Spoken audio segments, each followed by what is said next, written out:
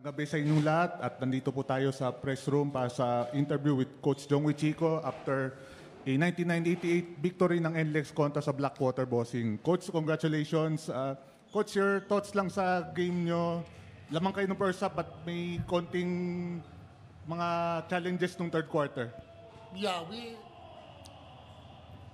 we always have that lull. May lull palagi kami in a certain game. So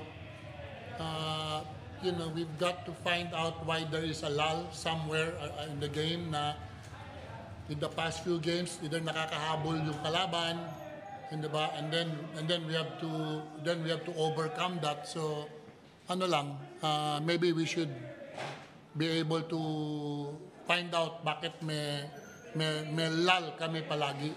Yun. Congratulations. Coach, would that be a concern moving forward? Dahil ngayon 4-1 kayo sa standings and syempre ang eye nyo magandang record nyo by the end of the eliminations. Yes, it's a concern, pero at least lumalabas na ngayon, 'di ba? Lumalabas na ngayon so we can find our adjustments moving forward.